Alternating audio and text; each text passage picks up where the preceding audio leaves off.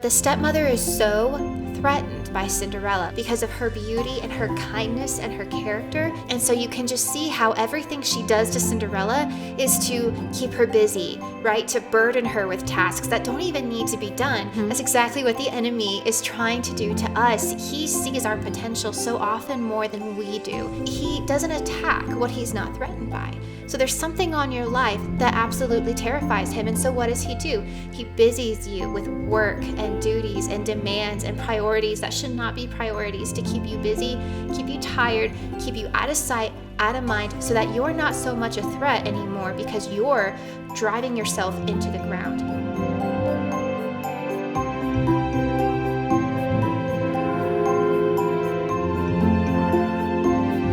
Welcome back to the podcast. Happy Wednesday. We are so glad that you're here.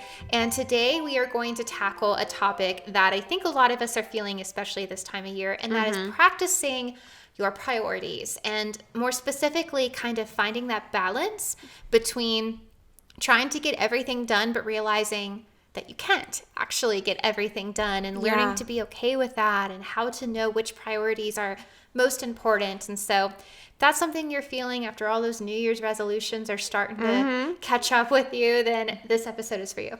Yeah, I think the last 2 weeks for me, it has felt that I have felt that more so than normal. And it feels like I'm trying to juggle a lot and stuff is dropping. And I'm just kind of like, what do I do? Yeah. But one verse that really came to my mind right away, and I think we've talked about this verse before, but it's when Martha and Mary are together and Martha's freaking out about all this stuff that she's trying to do. And Jesus specifically says to her, you're trying to do many things, but only one of them is important. And I think with us, a lot of times there's so many things we're trying to do and a lot of distractions, but really there's only a few that are super important. And so just making sure that you're like checking in with God and checking in with yourself on, okay, what is actually important to me? What do I value? And like, where is God wanting me to go? Because you just can't do everything all the same time, Yeah, as much as we think we might, we cannot. And yeah, like you said, it's an ever-growing process. Yeah. Like, I like that because I think that sometimes we make these New Year's resolutions at the beginning of the year, and then we think, okay, the rest of my 365 days this year have to look like this. And we don't take into account all of the things that pop up in our life in those 365 days, right? Like, I think back to what happened all in my life last year, just in 2023, and there's like over half of it I couldn't have predicted at the beginning of the year. And so just kind of learning to ebb and flow with where God is leading you is so important.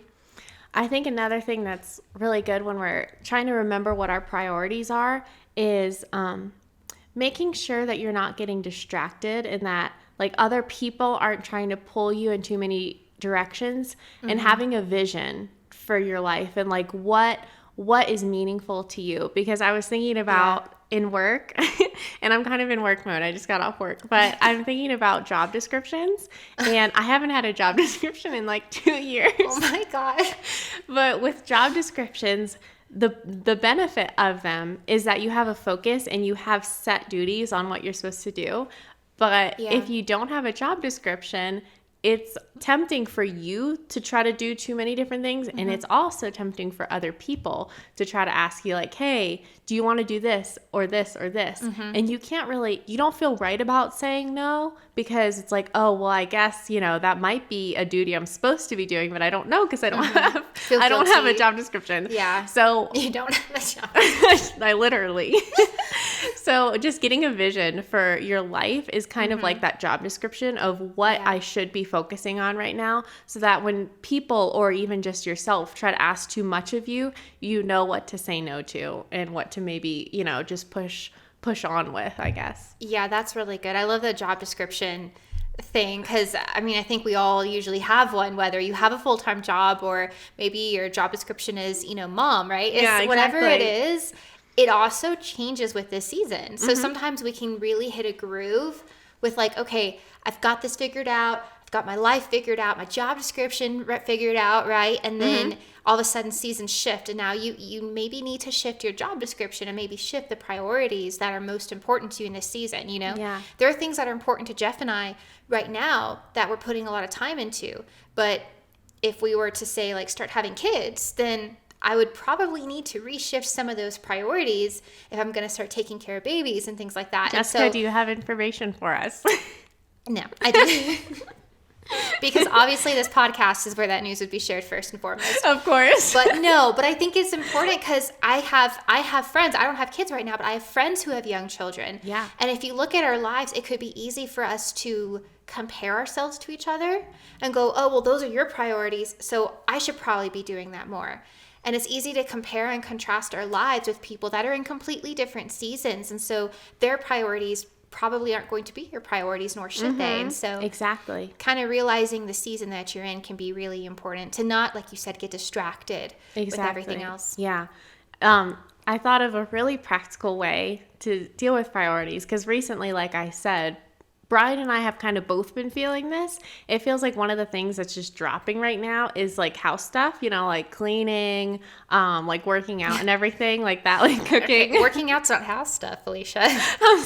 I'm doing it in my house. True. Yeah, true. So one super practical way that we've been, you know, kind of getting our priorities in line and figuring out how much time we actually have is we found this app called Tick Tick. And you put all of the things that you're trying to get done. And then I've heard of it before. It's really good. And then you separate it out amongst days, like Monday, Tuesday, Wednesday, Thursday, Friday, however many days you want to add stuff to there. And one thing that's good about that, other than just seeing everything that you have to get done, is also realizing, okay, maybe I'm trying to do too much every week. Yeah. Because if you just have it all floating in your head, it might feel like, oh, well, I should be able to get all this done. But I realized from doing that, it's actually, this is probably too much because you're having like all these 3 things after work every single day. And it's like, well, okay, that probably is too much. You know, like what doesn't need to get done every week? Maybe it can be every 2 weeks, you know, right. Super practical, but just like maybe putting out everything you're needing to do and getting it out of your head, because that can sometimes make it feel overwhelming too when it's just in your head and it's not written out. In Matthew 6:33 in the Amplified, it says, "But first and most importantly, seek, aim at, strive after his kingdom and his righteousness, his way of doing and being right, the attitude and character of God, and all these things will be given to you." And I love the way that says that, like the attitude and character of God is what we should be striving for and meditating on and focusing on. Absolutely. And then when we do that, it says all these other things will be added unto us. I think that's kind of the thing is like when you have kids, you start off by kind of, disciplining them, however you do that, but you kind of attach a consequence to an action, right? So if they do something wrong, there's a consequence, right? Whether that's taking away their phone or disciplining them or, they have to go in quiet time. In a corner. In the corner, whatever it is, there's like you're connecting their action to a consequence. They'll avoid doing it, not because it's wrong, but because they don't want the consequence, right? Yeah. And that's how you start training your children.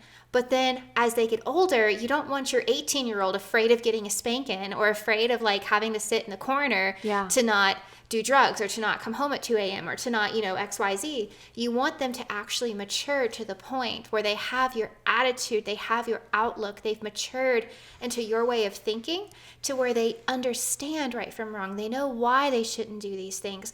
And then as adults, they can make those decisions for themselves, right? That's the goal of every parent. And so I feel like in this verse too, it's also God kind of saying like, look, yes, there are things I've told you not to do and things I've told you to do, and those are good and you should do those things, but the goal is to gain my heart and my character and my attitude about life. And when we mature into his character and his attitude and his personality, right, then whenever we're faced with anything in life, whether it's struggling priorities or too much to do, we don't have to go, okay, God, tell me exactly what priorities I need to do and don't do, right? It's like we have his attitude and his personality and his character, and we can actually make decisions for ourselves as mature Christians, knowing how to handle each situation and each season that comes our way, and we don't need it spelled out for us black and white every single time. Yeah, that's true. Because if God's in first place, I think everything else in your life will more easily fall into natural priorities, because if he's, and I've heard this just actually recently in a sermon, and they were talking about how if God isn't in first place and you try to put him in like second place underneath all the stuff that you have to do, naturally and inevitably he's going to fall like into third and then fourth and then fifth, Yeah. But if he's in first place, it helps you because you have his heart, and you're focused on him. And so your priorities will naturally align with what his priorities would be, right? Like if God is first in your life, you won't be prioritizing, I can't think of anything specific, but like a sin. You're not going to prioritizing what? You're not going to be prioritizing doing something really bad because, you have God's heart and like he's the first in your mind, and that the Holy Spirit will lead you naturally in what should I be prioritizing. Yes, it becomes your compass to where in every situation you don't have to go, okay, God, what am I supposed to do? It's like you've got that compass developed on the inside to just know where I'm supposed to go. Okay, so there's a German word that I'm going to try to say, and I'm not going to say it correctly, so I apologize. Oh, I'm German. You better get it right. I know. This is in honor of Felicia's German heritage. So it's called Antischung. Something like that. Sounded beautiful. It is, and it looks really pretty too. I'll put it up on the screen. But Antischung is the German word for disappointment. However, whereas in English, disappointment means, sadness or displeasure caused by the non-fulfillment of one's hopes or expectations. In German, this word means to remove the illusion. And I find that very interesting because I think when we're talking about priorities and trying to get everything done, we so easily want to think like, okay, if I don't get all this done, I'm failing because look at what everyone else is doing. They're doing it fine. I'm not, I'm failing. And we have this sense of guilt and displeasure because we didn't meet an expectation that we had for ourselves that we thought we were being held to. But in German with this word, it actually means to remove the illusion. If you think about it, there's an illusion that the enemy tries to put on us that you need to do all these things in order to be successful or to be a good Christian or to be a good mother or to be a good wife or to be a good girl boss woman, whatever it is that you feel like you're trying to accomplish. There's like an illusion because if he can't stop you from going after God's plan on your life and going after things, then he'll get you so caught up in this cycle of just trying to tire you out and get you in this disillusionment of what you're supposed to do so that you remain distracted and exhausted and tired and spending your efforts trying to do something that you're probably not even meant to do. Yeah. And it's also an illusion to think that other people are getting everything done. Absolutely. Well, Instagram reels are not reality, right? Yeah. Like if there's people that might seem like they're getting stuff done and they're doing it with flair, whatever, but like, they could be struggling too. There could be things dropping in their life. And I think we're all dealing with that to a certain extent, 2 practical ways I was thinking about with priorities is one of them, thinking long term in your life. In 10 years, in 20 years, what do you still want in your life? For me, it's like I still want to have deep relationships with people that I love. I still want to have a strong marriage. I still want to be in, growing closer to God, and I still want to be healthy. So when you think about what do I want long term, it'll help you prioritize stuff in your life right now, right? Like absolutely, yeah. Think about the life you want. Start planting those seeds now. Yeah. And then the second thing is just like kind of listening to what desires God has put on your heart, because God gives you the desires of your heart. And so following those, that'll give you a better idea too of maybe like what God's calling you into and maybe what you can focus on a little bit more. Following the desires in your heart or what God's planted inside of you is so important. And so often we grow up and we kind of forget about those dreams that we had and we think, oh, it's time to grow up and be mature and forget about all those silly little dreams I had. But those are our compass. Those are what are guiding us. And I was thinking about this topic and I was thinking of the story of Cinderella, and really the villain in the story is the evil stepmother, right? The stepsisters just do whatever the stepmother says, but the stepmother is so threatened by Cinderella. Like I love the live action one with Lily James. It is so good. I mean, it's just the best. Let's just be honest, okay? I've been wanting to watch that movie, actually. We should watch it. Yeah. We should watch it because it's one of my all-time favorite movies. It's incredible.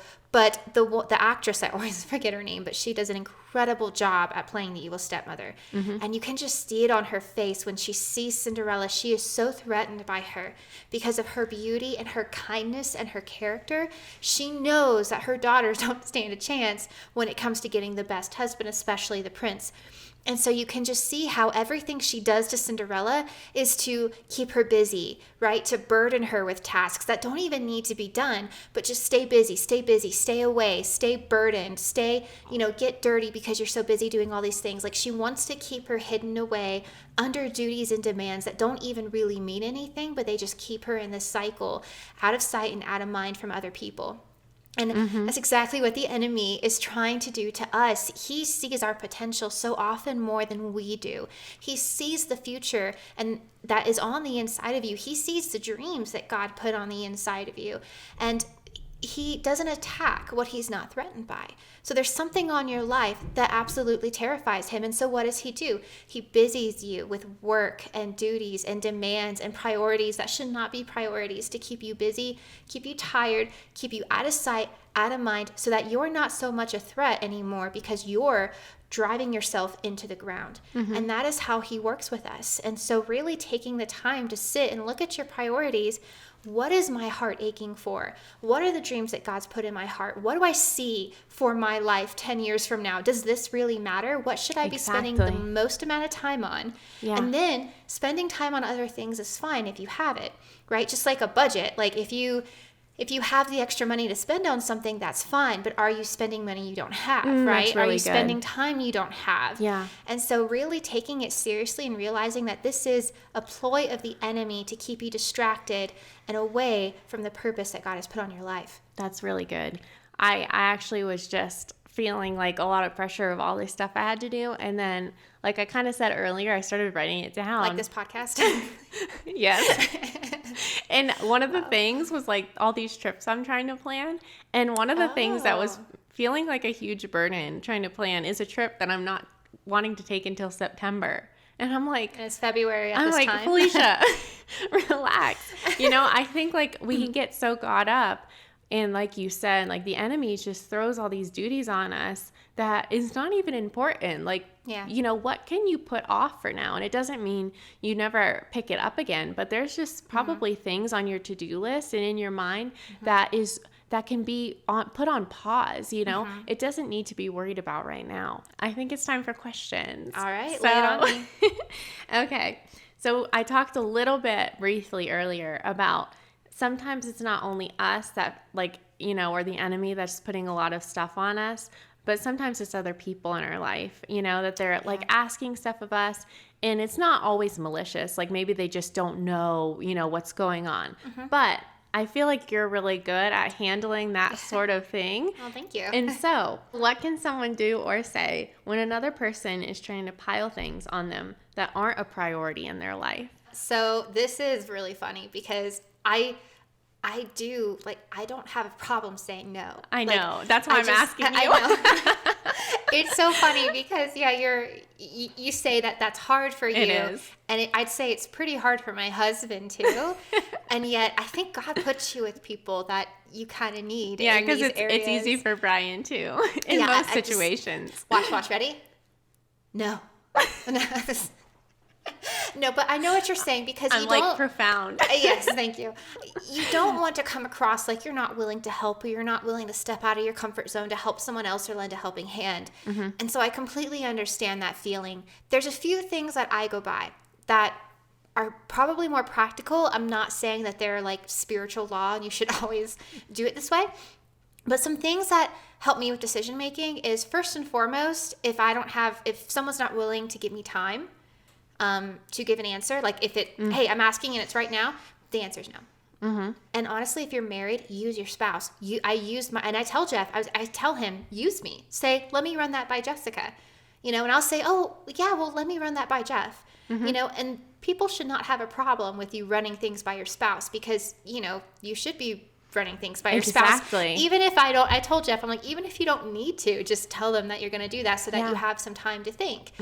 And But the thing is, if someone's pressuring you to make a decision in that moment, I mean, unless it's like, hey, can you grab me a coffee on your way out? Obviously, those things are fine. But if people are wanting you to commit to something and you're unsure of it, then make sure that you give yourself some time. Be like, hey, can I get back to you? I'm going to run that by Jeff. Or, you know what, can I check my calendar and see kind of what my time is on that?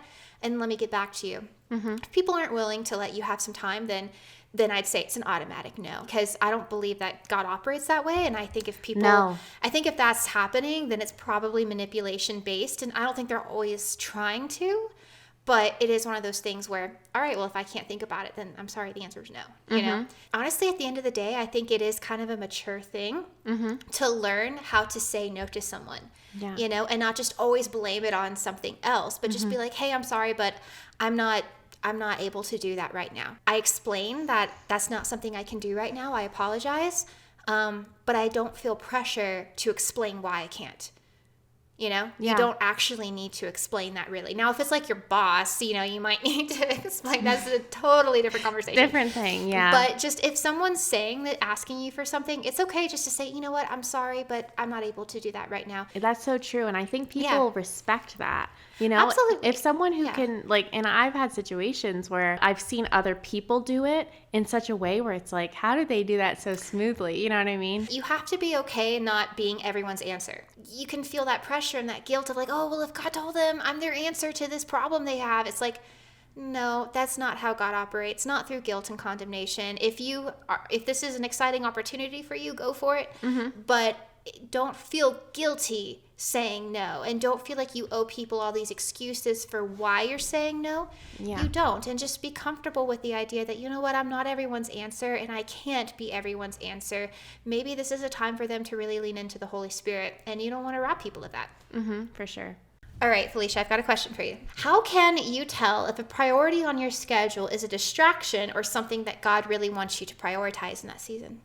Well, yeah. I mean, I would say like kind of following the desires on your heart, but I think it's important to really just keep checking in with God on that. There can be things that God has put on our heart and we start moving in that direction, but we overcomplicate it. You know, like we make it more complicated than he called it to. Like, let's say God called you to volunteer at your church. And you feel like a desire to do that, you know, like you feel a desire to work in the children's ministry or the nursery or something. But then people in the church are like, hey, can you come work on like the Saturday nights and the Sunday mornings and the Wednesdays, and like, or you feel like the need to do that, you know? So maybe just continuing to check in with God and make sure that what you're doing is still, is still manageable and it's still to the level that he's called you in the season. Thank you so much for tuning into this episode. If you enjoyed it, then please give it a like and also subscribe to our channel so you can catch all of our episodes that are coming at you every single week. And if you didn't know, we also have an Instagram and Facebook, so feel free to check us out on there. And until next week, remember, have courage and be kind.